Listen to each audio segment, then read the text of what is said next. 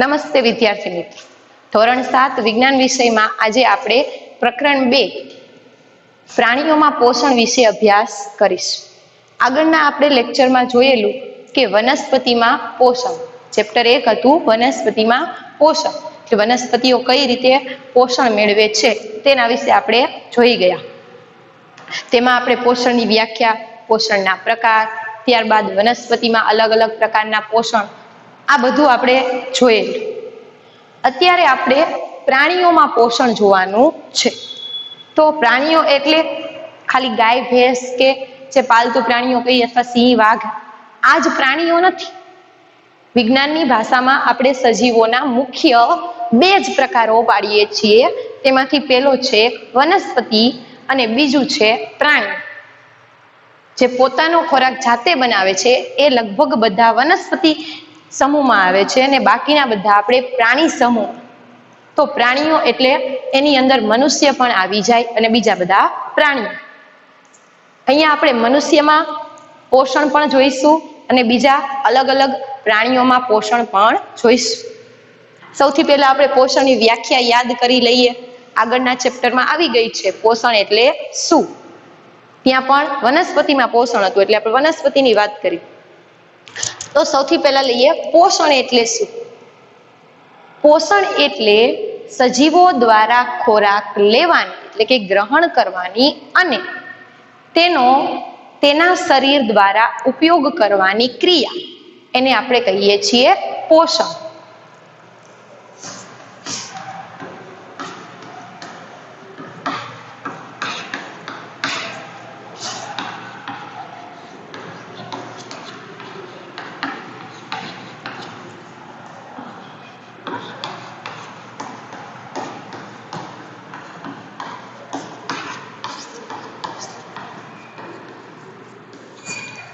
સજીવો દ્વારા ખોરાક ગ્રહણ કરવાની એટલે કે લેવાની તેમજ શરીર દ્વારા તેનો ઉપયોગ કરવાની ક્રિયાને પોષણ કહે છે.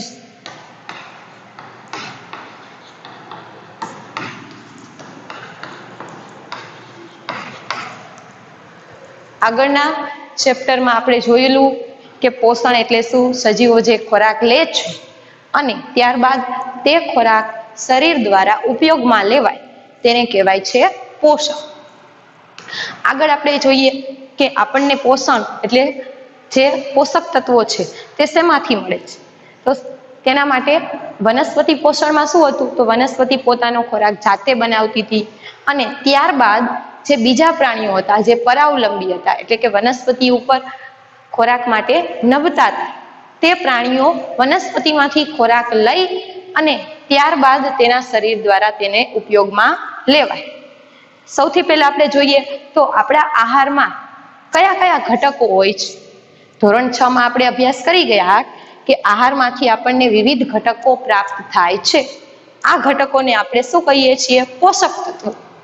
આ પોષક તત્વો કયા કયા છે, તો સૌથી પહેલા આપણે જોઈએ તો કાર્બોદિત છે, પ્રોટીન છે, ચરબી છે, વિટામિન છે, ખનિજ ક્ષાર છે અને એ સિવાય આ પોષક તત્વો સિવાય આપણા આહારની અંદર પાચક રેસાઓ અને પાણી પણ સામેલ હોય છે.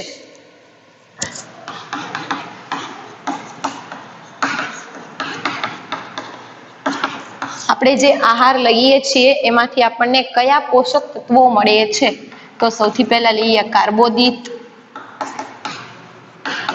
બીજું છે ચરબી, ત્રીજું છે પ્રોટીન, ચોથું છે વિટામિન, પાંચમું છે ખનિજ ક્ષારો અને એ સિવાય પાચક રેસા અને પાણી. આ વાત થઈ આપણે જે આહાર લઈએ છીએ તેમાંથી મળતા આપણને પોષક તત્વો.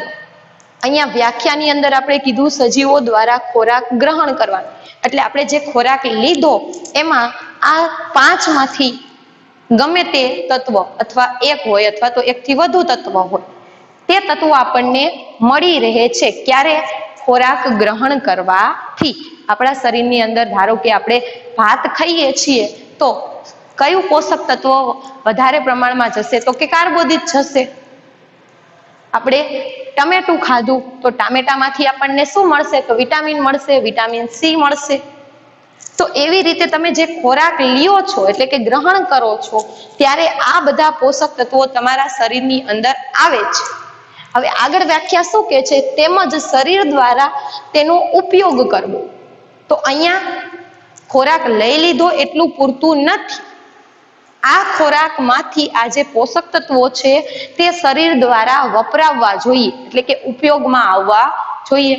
પરંતુ આપણું શરીર આ કાર્બોદિત, ચરબી, પ્રોટીન, વિટામિન, ખનિજ ક્ષારો આ બધાનો સીધો ઉપયોગ કરી શકતું નથી, કેમ કે આ બધા બંધારણ જટિલ છે અને જટિલ બંધારણોમાંથી તે ડાયરેક્ટ પોષક તત્વોનો ઉપયોગ કરી શકે નહીં. તો આપણા શરીરની અંદર એવી રચના હોય કે જેથી આ પોષક તત્વો છે તેમાંથી સાદા તત્વોમાં અથવા તો સાદા સ્વરૂપમાં આ જે પોષક તત્વો છે તેનું સાદું સ્વરૂપમાં રૂપાંતર થઈ શકે. આ બધા તત્વો છે પોષક તત્વો, તેની રચના કેવી હોય છે? જટિલ. જટિલ રચનામાં તમે અહીંયા શું અર્થ કરી શકો? તો એકદમ આપણે અહીંયા ઉદાહરણ લઈએ ખાલી કે કેવી રચના હોય છે આ તત્વોમાં.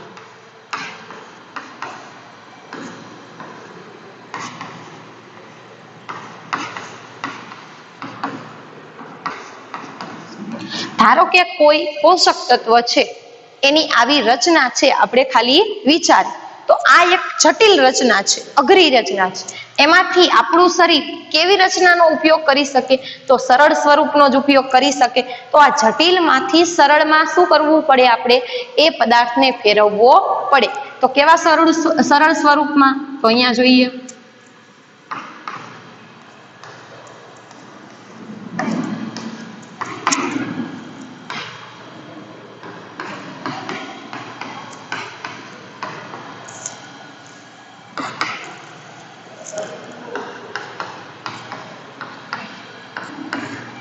અહીંયા આપણે 3 ભાગ પાડીશું અલગ. તો આ જે જટિલ સ્વરૂપ હતું એમાંથી આપણે સરળ સ્વરૂપમાં ફેરવી શક્યા એવું કહી શકાય. આપણા શરીરની અંદર એવી કઈ ક્રિયા થાય છે કે જેથી આ પોષક તત્વોનું આપણે સરળ પદાર્થોમાં રૂપાંતર કરી શકીએ? તો આપણા શરીરની અંદર પાચનની ક્રિયા થાય છે. કઈ ક્રિયા? પાચનની ક્રિયા, કે જે જટિલ ઘટકોનું સરળ ઘટકોમાં શું કરી દે છે? રૂપાંતર. આ રૂપાંતર થયા બાદ જ આપણું શરીર ખોરાકનો ઉપયોગ કરી શકે, એટલે જે પોષક તત્વો આવેલા છે તેનો ઉપયોગ કરી શકે છે. ફરીવાર જોઈએ, પોષક એટલે શું? સજીવો દ્વારા ખોરાક લેવાની અને આપણા શરીર દ્વારા તેનો ઉપયોગ કરવાની ક્રિયા એટલે પોષણ. ત્યારબાદ આપણે જોયું આહારમાં આપણને કયા કયા પોષક તત્વો મળે છે, એટલે કે જે ખોરાક ગ્રહણ કર્યો તો એની સાથે તમારા શરીરની અંદર શું આવે છે? તો કે કાર્બોદિત હોઈ શકે, ચરબી હોઈ શકે, પ્રોટીન હોઈ શકે, વિટામિન, ખનિજ ક્ષારો, પાચક રેસા અને પાણી. પરંતુ આપણું શરીર આ પોષક તત્વો વાપરી શકતું નથી, કેમ કે એમનું બંધારણ જટિલ હોય છે. જટિલ બંધારણને શેમાં ફેરવવા પડે છે? પહેલા સરળ સ્વરૂપમાં ફેરવવા પડે છે. અને જે ક્રિયા વડે આ જટિલ ઘટકોનું સરળ ઘટકોમાં રૂપાંતર કરી શકાય તેને આપણે પાચન કહીએ છીએ. તો અહીંયા વ્યાખ્યા લઈએ આપણે પાચનની. પાચન એટલે શું?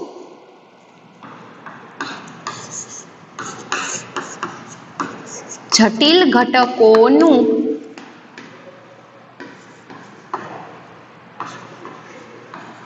સરળ ઘટકોમાં રૂપાંતર કરવાની ક્રિયા ને પાચન કહે છે. ફરીવાર પાચનની વ્યાખ્યા સમજીએ.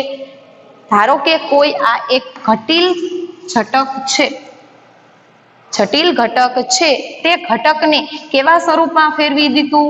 સરળ સ્વરૂપ. તો જે ક્રિયા થઈ એ ક્રિયાને પાચન કહે છે. પાચનની ક્રિયા થશે તો જ આપણા શરીરને પોષણ મળશે, નહીતર પોષણ મળશે નહીં. હવે આગળ જોઈએ કે અલગ અલગ પ્રાણીઓમાં ખોરાક લેવાની પદ્ધતિઓ કેવી હોય છે. તમે આ તમારી આજુબાજુ ઘણા બધા પ્રાણીઓ જોતા હશો, બધા અલગ અલગ પ્રકારે પોષણ મેળવતા હોય છે. ઉદાહરણ લઈએ કે પતંગિયું છે, તો પતંગિયું શું લે છે? છઠ્ઠા ધોરણમાં આપણે ભણી ગયા કે પતંગિયું ફૂલોનો રસ ખોરાક તરીકે ઉપયોગ કરે. પણ કઈ રીતે કરે છે? પતંગિયું ચાવે છે ફૂલોને? ના.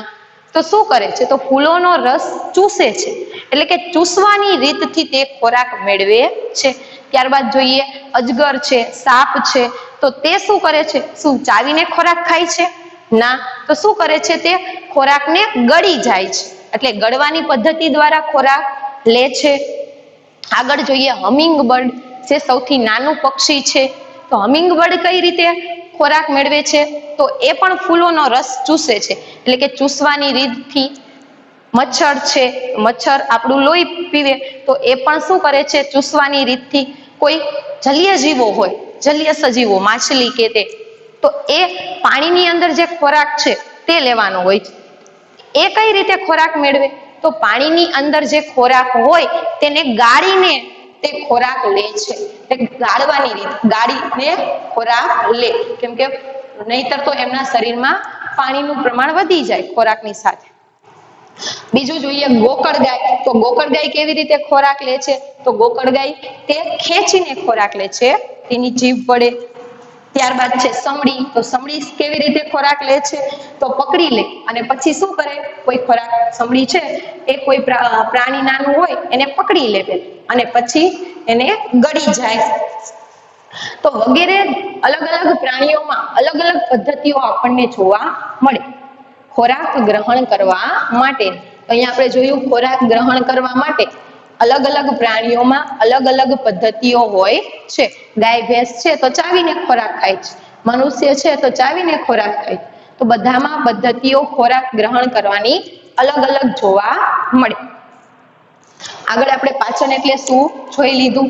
હવે આપણે પાચનની ક્રિયા, મનુષ્યમાં જે પાચન જોવા મળે છે તે પાચનની ક્રિયા વિશે સમજૂતી મેળવીશું. તેના પહેલા આપણે ફરીથી જોઈ લઈએ પોષણ કોને કીધું? પોષણ આહારમાંથી આપણને કયા કયા પોષક તત્વો મળે છે? આ પોષક તત્વોનો શરીર ઉપયોગ કરી શકતું નથી, કેમ કે એનું બંધારણ જટિલ હોય છે. તો જટિલ બંધારણમાંથી કેવા સ્વરૂપમાં ફેરવવા પડે છે? સરળ સ્વરૂપમાં. અને આ સરળ સ્વરૂપમાં ફેરવવાની ક્રિયા એટલે પાચન. અને હવે આપણે ભણીશું મનુષ્યમાં પાચન તંત્ર.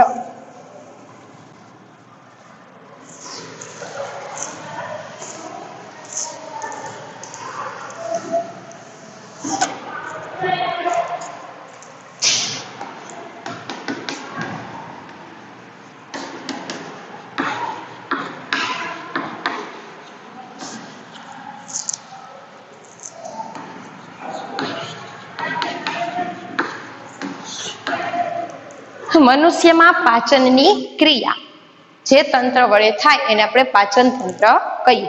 પાચન તંત્રની વ્યાખ્યા આગળ જોઈએ તે પહેલા જોઈએ આપણે તો સૌથી પહેલા આપણે વિચાર કરીએ કે આપણે ખોરાક લઈએ તો સૌથી પહેલા કયા ભાગમાં ખોરાક જાય છે? તો સૌથી પહેલા આપણું મોઢું, જે આપણે મુખ કહીએ છીએ તેમ આપણું જે મુખ છે તેમાં આપણે ખોરાક મૂકીએ. તો મુખની અંદર કઈ કઈ વસ્તુઓ છે જે પાચનની ક્રિયામાં આપણને મદદરૂપ થતી હોય? તો મુખની અંદર જોશો તો બે વસ્તુ તમને દેખાશે, એક છે દાંત અને બીજું છે જીભ. આ બંને શું કામ કરે છે? અને તે સિવાય જો કોઈ સરસ મજાનો ખોરાક હોય, આપણને ભાવતો ખોરાક, ગુલાબજાંબુ છે કે પીઝા છે કે બર્ગર છે, આવું કંઈક આપણી સામે આવી જાય તો આપણા મોઢામાં લાળ આવે છે, પાણી ટપકવા માંડે. તો આ લાળ ક્યાંથી આવે છે? તે પણ એક લાળ ગ્રંથિ નામની જે ગ્રંથિ છે તેમાંથી આ લાળ ઉત્પન્ન થાય છે. તો સૌથી પહેલા આપણે મુખ એટલે કે મુખ ગુહા જોઈશું. ત્યારબાદ ખોરાક ચવાઈ ગયો પછી ક્યાં ઉતરે છે? તો તમને ખ્યાલ છે અહીંયા શું આવેલું હોય છે? અન્નનળી. અન્નનળીમાંથી ખોરાક ક્યાં જાય છે? તો જઠરમાં જાય છે. જઠર બાદ ખોરાકનું પાચન થઈ વલોવાય ક્યાં જાય? નાના આંતરડામાં જાય. નાના આંતરડા બાદ મોટા આંતરડામાં અને છેલ્લે જે નકામો વધેલો કચરો હોય તે આપણે શરીરની બહાર ત્યાગ કરીએ છીએ એટલે કે નીકાળીએ છીએ. આપણે અહીંયા પાચન તંત્ર જોઈએ. સૌથી પહેલા આ ચિત્રમાં તમને દેખાય છે અહીંયા સૌથી પહેલા આપણે મુખ છે. મુખ દ્વારા જે અહીંયા આ બધી આ દેખાય છે તે લાળ ગ્રંથિ છે. 3 જોડ લાળ ગ્રંથિ હોય છે. અહીંયા ખોરાક ચવાય અને આ અન્નનળી દ્વારા ક્યાં પહોંચે છે? જઠર. જઠર બાદ ક્યાં જાય છે? તો આ વચ્ચેના ભાગ થઈને આ નાનું આંતરડું છે. આ નાના આંતરડામાં ખોરાક પહોંચે. ત્યારબાદ નાનું આંતરડું કોની સાથે જોડાયેલું હોય? તો મોટા આંતરડા, જે આ તમને ગ્રીન કલરનું જોવા મળે છે તે. અને મોટા આંતરડાના છેલ્લે નીચેના 2 ભાગ છે. એક અહીંયા મળાશય હોય છે અને છેલ્લે છે મળદ્વાર. તો આ આખું આપણું શું થયું? પાચન માર્ગ. પાચન માર્ગ એટલે કે ખોરાક ક્યાંથી પસાર થાય છે? સૌથી પહેલા આપણે જોઈએ પાચન માર્ગ કે ખોરાક ક્યાંથી પસાર થાય. શું જોઈએ છીએ? પાચન માર્ગ. તેમાં શેનો સમાવેશ થશે અથવા પાચન માર્ગ કોને કહી શકીએ? તો જ્યાંથી ખોરાક પસાર થાય છે એવા બધા અવયવોને આપણે પાચન માર્ગમાં સમાવેશ કરી શકીએ. તો એમાં પહેલું અવયવ આવશે મુખ. એને આપણે અહીંયા મુખ ગુહા. મુખ ગુહા એટલે કે મોઢાની અંદર જે પોલાણ વાળો ભાગ છે તે, એટલે મુખ ગુહા. ત્યારબાદ બીજું આવશે અન્નનળી. ત્યારબાદ ત્રીજું આવશે જઠર. ચોથું આવશે નાનું આંતરડું.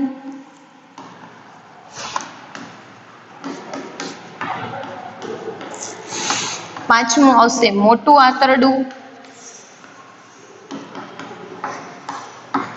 અને છેલ્લે મળાશય અને મળદ્વાર.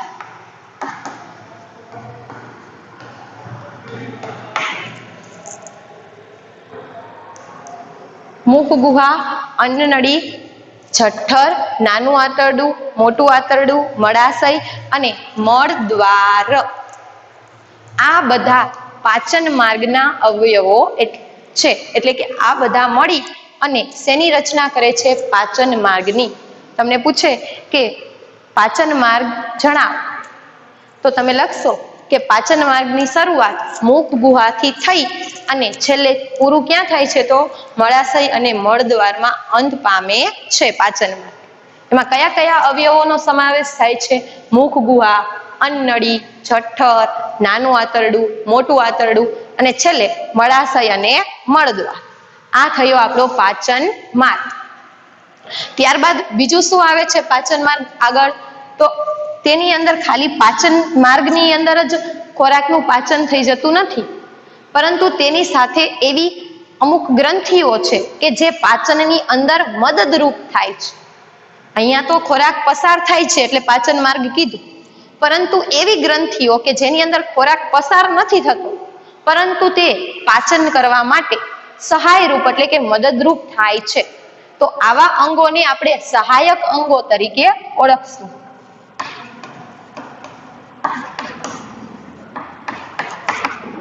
શું કહીશું? સહાયક અંગો અથવા તો સહાયક ગ્રંથિઓ. કઈ કઈ ગ્રંથિઓ એવી છે કે જે આપણને પાચનની ક્રિયામાં મદદરૂપ થાય છે? તો સૌથી પહેલા મેં કીધું કે મુખ ગુહામાં કઈ ગ્રંથિ હોય છે? લાળ ગ્રંથિ.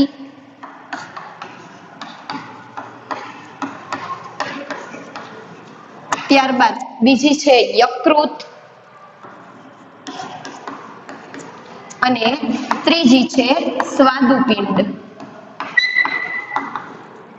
તો આ ત્રણેય સહાયક પાચક અંગો. શું છે? સહાયક પાચક અંગો.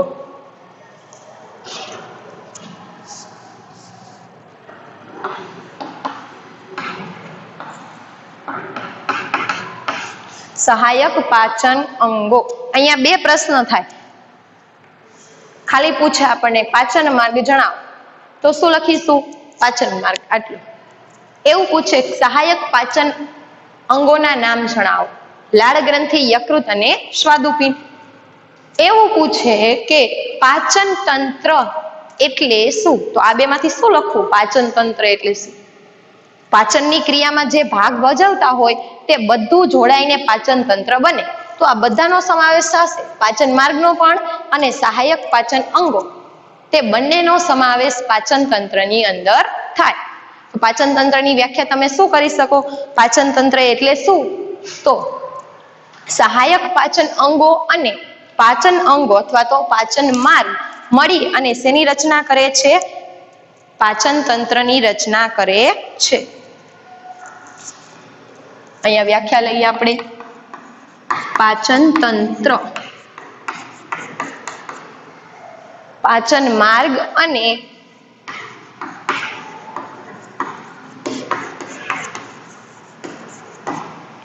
સહાયક પાચન અંગો અથવા તો પાચક ગ્રંથિઓ, ગમે તે કહી શકો એને, પાચક ગ્રંથિ પણ કહી શકો, કેમ કે આ ત્રણેય શું છે? ગ્રંથિઓ છે.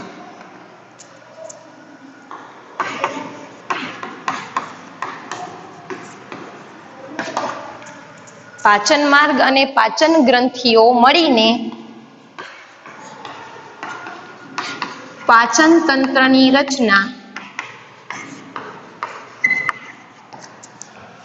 કરે છે. ફરીવાર, પાચન એટલે શું? સજીવો દ્વારા ખોરાક લેવાનો અને તે ખોરાકમાંથી અથવા તો તે ખોરાકનો શરીર દ્વારા ઉપયોગ કરવાનો. ત્યારબાદ આપણે પાચન જોયું. કેમ કે પાચન કરવાની જરૂર કેમ પડી? કેમ કે જટિલ ઘટકોનું આપણે સરળ ઘટકોમાં રૂપાંતરણ કરી તો જ શરીર દ્વારા તે ઉપયોગમાં લઈ શકાય, નહીતર શરીર દ્વારા તેનો ઉપયોગ થશે નહીં. એના માટે મનુષ્યની અંદર શેની રચના છે? તો પાચનની, એટલે પાચનની ક્રિયાની. પાચન ક્રિયામાં પાચન તંત્રની અંદર શેનો સમાવેશ થાય છે? તો સૌથી પહેલા પાચન માર્ગ અને ત્યારબાદ પાચક ગ્રંથિઓ એટલે કે સહાયક પાચક અંગો. પાચન માર્ગની અંદર શેનો સમાવેશ થશે? મુખ ગુહા, અન્નળી, જઠર, નાનું આંતરડું અને મોટું આંતરડું. છેલ્લે છે મળાશય અને મળદ્વાર. સહાયક પાચક ગ્રંથિઓ છે લાળ ગ્રંથિ, યકૃત, સ્વાદુપિંડ અને છેલ્લે આપણે વ્યાખ્યા જોઈ પાચન તંત્ર એટલે શું? તો પાચન માર્ગ અને પાચન ગ્રંથિઓ મળી અને જે રચના કરે તેને શું કહીશું આપણે? પાચન તંત્ર. ત્યારબાદ હવે આપણે એક એક પાચન માર્ગના અવયવોનો અભ્યાસ કરીશું. સૌથી પહેલા મુખ ગુહા જોઈશું, ત્યારબાદ અન્નળી, ત્યારબાદ જઠર, નાનું આંતરડું, મોટું આંતરડું, મળાશય અને છેલ્લે બધી ગ્રંથિઓ જોડે જોડે જોઈશું.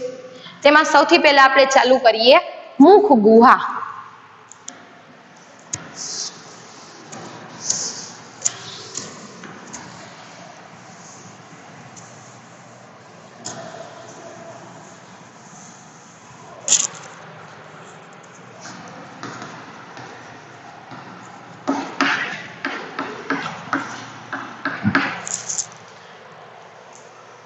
સૌથી પહેલા જે આપણે ખોરાકનો કોળિયો લીધો તે આપણે મુખની અંદર મૂકીએ છીએ, એટલે કામ કોનું ચાલુ થશે? દાંતનું. દાંત શું કરશે? એને ચાવવાનું કામ કરશે. તમે ક્યારે નિરીક્ષણ કર્યું હોય તો તમારા દાંત દેખાવમાં અલગ અલગ પ્રકારના હોય છે. આગળના દાંત થોડાક વધુ લાંબા હોય છે, પાછળની જે દાઢ કહીએ થોડીક વધારે પહોળી હોય છે. તો આ દાંત અલગ અલગ પ્રકારના દેખાવમાં કેમ હોય છે? શું તેનું કઈ અલગ કાર્ય હોય છે? તો હા, આ દાંત અલગ અલગ પ્રકારના હોય છે, કારણ કે તેના કાર્ય પણ કેવા છે? અલગ અલગ. અહીંયા આપણે જોઈએ, તમને કોઈ સફરજન આપે અને એવું કે બચકું ભરો એટલે સફરજનને ખાવ, તો ખાવા માટે તમે પહેલા કયા દાંતનો ઉપયોગ કરશો? દાઢનો ઉપયોગ કરશો? પાછળ આમ કરી આમ સફરજન ખાશો? ના. તો કયા દાંતનો ઉપયોગ કરીએ છીએ આપણે? આગળના જે દાંત છે તેનો. તો આવા દાંતને આપણે છેદક દાંત કહીશું. મુખ ગુહાની અંદર આવતે સૌથી પહેલા આપણે શેનો અભ્યાસ કરીશું? દાંતનો. દાંતના દેખાવ અને કાર્ય કેવા હોય છે? અલગ અલગ.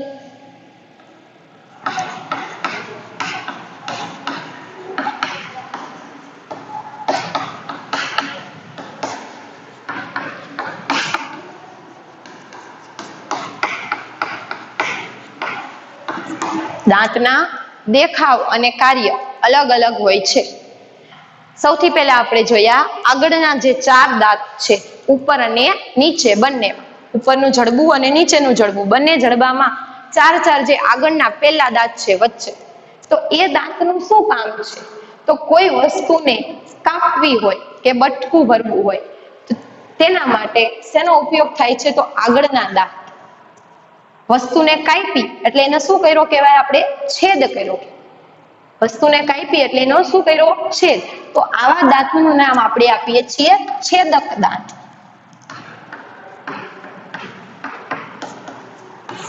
શું નામ છે? છેદક દાંત. તો છેદક દાંતનું શું કામ છે? તો કે કાપવા અને બચકું ભરવા માટે. આનું કાર્ય શું છે? છેદક દાંતનું કાપવા અને બચકું ભરવા. ત્યારબાદ આગળ વધો. 4 દાંતની બંને બાજુ એક એક દાંત થોડા વધુ મોટા અને અણીવાળા હોય છે. જેમ રાક્ષસો હોય એને વધારે મોટા 4 દાંત, ઉપર 2 અને નીચે 2 વધારે અણીવાળા હોય. તો એનો શું ઉપયોગ થાય છે? તો આ અણીવાળા દાંતની મદદથી કોઈ વસ્તુને આપણે ચીરી શકીએ છીએ. શેરડી ખાવી છે, એની છાલને આપણે છોલવી છે એટલે કે ચીરવી છે, તો કયા દાંતનો આપણે ઉપયોગ કરીશું? રાક્ષસી દાંત. એટલે જે પાછળના એના છેદક દાંત પછીના બંને બાજુ એક એક દાંત છે તે એ છે રાક્ષસી દાંત. જે કેવા હોય છે? તીક્ષ્ણ એટલે કે અણીવાળા હોય છે. તેની મદદથી શું કરી શકીએ છીએ? કોઈ પણ વસ્તુને ચીરી શકીએ છીએ એટલે કે ચીરવા માટે.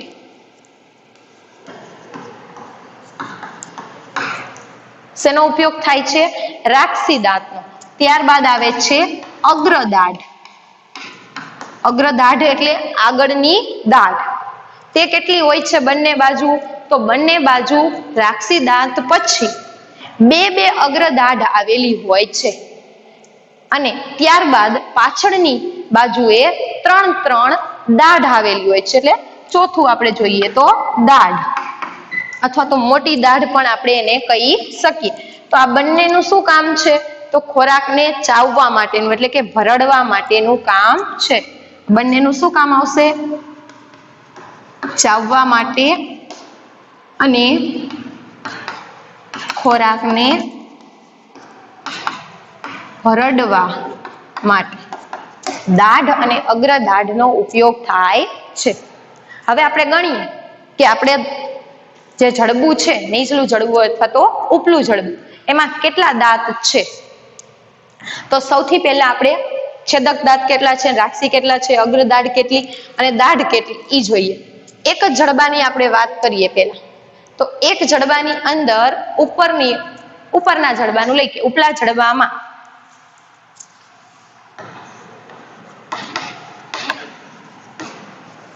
ઉપલું જડબું, તો એમાં કેટલા હોય છે? તો છેદક દાંત ઉપરના જડબા કેટલા હોય છે? તો મેં કીધું એમ છેદક દાંતની સંખ્યા કેટલી હોય છે? 4. તો છેદક દાંત અહીંયા ઉપલા જડબામાં કેટલા છે? 4. એવી જ રીતે નીચલું જડબું, તો નીચલા જડબામાં પણ કેટલા હશે? 4 હશે. ત્યારબાદ આવો રાક્ષસી દાંત, તો રાક્ષસી દાંત કેટલા હોય છે? અહીંયા થોડીક આકૃતિ દોરું એવી થાય એવી દાંત સમજાય. સૌથી પહેલા આગળના આપણે દાંત જોયા 4. તે કયા હતા? છેદક. ત્યારબાદ હતા રાક્ષસી દાંત, જે અણીવાળા હતા.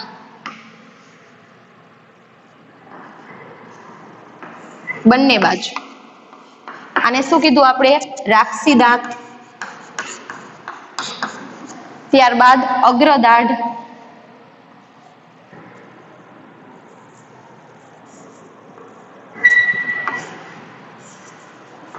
આ બંને આ કઈ છે? અગ્રદાઢ આ બાજુ.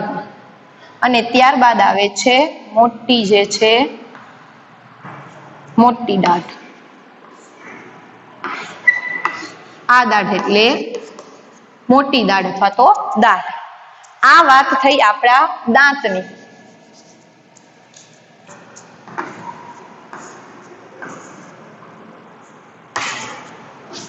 આગળના જે છે છેદક દાંત, તેના પછીના બે આવે, આ જે દેખાય છે આ બાજુ અને એક આ બાજુ, આ બંને કયા છે? રાક્ષી દાંત. એટલે રાક્ષી દાંતની સંખ્યા એક જડબામાં કેટલી હોય છે? 2. તો રાક્ષી દાંત ઉપરના જડબામાં 2 અને નીચેના જડબામાં પણ 2. ત્યારબાદ છે અગ્રદાઢ. અગ્રદાઢ જુઓ, આ બાજુ 2, આ બાજુ 2, એટલે કુલ કેટલી થઈ? એક જડબામાં 4. તો ઉપરના જડબામાં 4 અને નીચેના જડબામાં પણ 4. આગળ જોઈએ દાઢ. તો આ બાજુ 3, આ બાજુ 3, એટલે એક જડબામાં 6 અને જે નીચેનું જડબું છે તેમાં પણ 6. હવે ટોટલ કરીએ કેટલા દાંત છે? 4, 2, 6, 6 ને 4 10, 10 ને 6 16, એટલે ઉપરનું જડબું છે એમાં 16 દાંત. એવી જ રીતે નીચેના જડબામાં પણ 16 અને ટોટલ દાંત 16 વત્તા 16 એટલે 32. તો આપણા મુખ ગુહાની અંદર દાંતની સંખ્યા કેટલી છે? 32. ફરી એકવાર જોઈ લઈએ. દાંત દેખાવમાં પણ અલગ અલગ હોય છે અને તેના કાર્ય પણ અલગ અલગ હોય છે. અહીંયા ઘણા બધા પ્રશ્ન નીકળે. એવું પૂછે ચીરવા માટે કયા દાંતનો ઉપયોગ થાય છે? તો ચીરવા માટે શેનો ઉપયોગ થાય? મેં તમને કીધું એમ, રાક્ષસો છે ચીરવા માટે શેનો ઉપયોગ કરતા? તો રાક્ષી દાંતનો. એટલે જેમના રાક્ષી દાંત કેવા હતા? વધારે પડતા મોટા.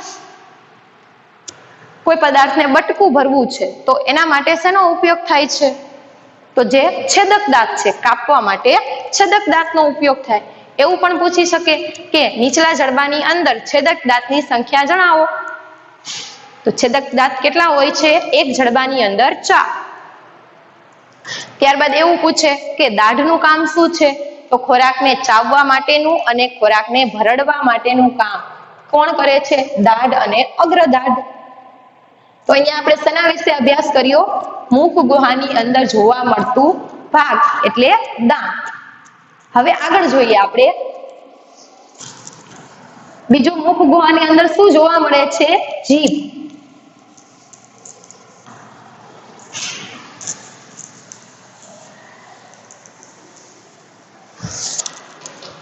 જીભની વાત કરીએ. પહેલા આપણે દાંતનો અભ્યાસ કર્યો. હવે જોઈએ જીભ. તો જીભ શું કામ કરે છે? આપણે જે બધા બોલીએ છીએ તે બોલવા માટે ઉપયોગી કોણ છે? જીભ. એટલે જીભનું પ્રથમ કાર્ય બોલવા માટે ઉપયોગી છે. ત્યારબાદ બીજું કામ, જો જીભ ન હોય તમને ખબર પડે કે રસગુલ્લા ગળ્યા છે કે મરચું લીલું ખાઈએ તો તીખું લાગે ના, તો સ્વાદ પારખવાનું કામ પણ કોણ કરે છે? જીભ. તો અહીંયા પહેલા આપણે કાર્ય જોઈ લઈએ. જીભના કાર્ય શું કાર્ય છે? પહેલું, બોલવા માટે ઉપયોગી છે.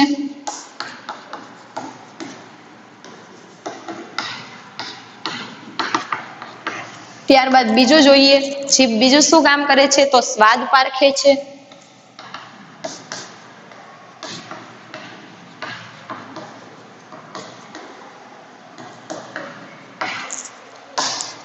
ત્યારબાદ ત્રીજું જોઈએ, ત્રીજું શું કામ કરે છે જીભ?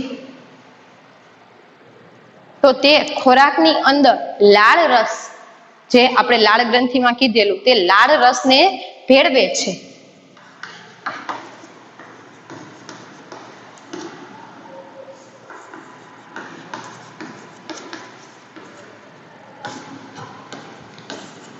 અને છેલ્લું, ખોરાકને ચાવવા માટે મદદરૂપ થાય અને ખોરાક ચવાઈ જાય પછી તેને ગળવા માટે પણ જીભ ઉપયોગી છે. એટલે ચાવવા અને ગળવા માટે આપણને જીભ ઉપયોગી થાય છે.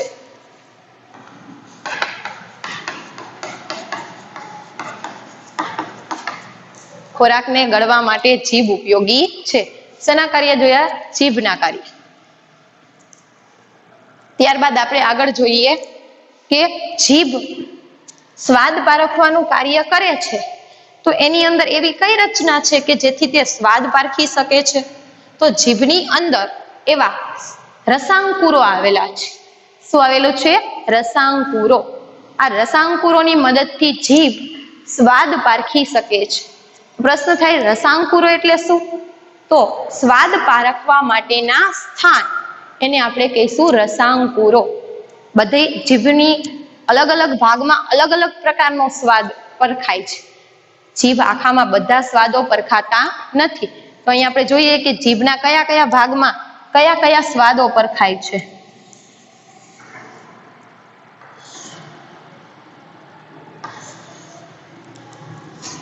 તો સૌથી પહેલા જીભનું આ ટેરવું એટલે કે આગળનો ભાગ છે જે તમારી જીભનો, ત્યાં તો અહીંયા કયા પ્રકારનો સ્વાદ પરખાય છે?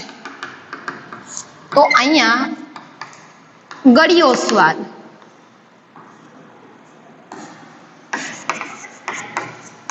કયો સ્વાદ પરખાય છે? ગળ્યો સ્વાદ. તો ખોરાકમાં તમે કઈ ગળી વસ્તુ ખાતા હોય તો જીભના કયા ભાગ વડે આ ગળ્યો સ્વાદ તમને પરખાશે? તો જીભના ટેરવા વડે. તો અહીંયા પ્રશ્ન પેલો નીકળે કે જીભના ટેરવા વડે કયો સ્વાદ આપણે પારખી શકીએ છીએ. ત્યારબાદ બંને બાજુએ, આ બાજુ જીભની અને આ બાજુ, આ બંને બાજુએ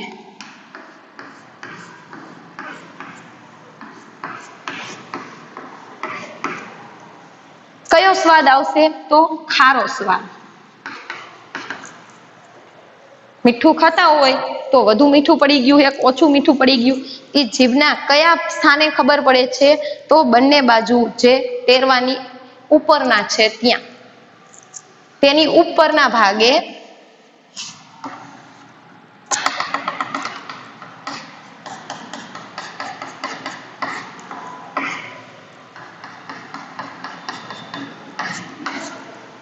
અહીંયા ખાટો સ્વાદ. કયો સ્વાદ છે? ખાટો. અને સૌથી છેલ્લે જીભના છેડે કડવો સ્વાદ.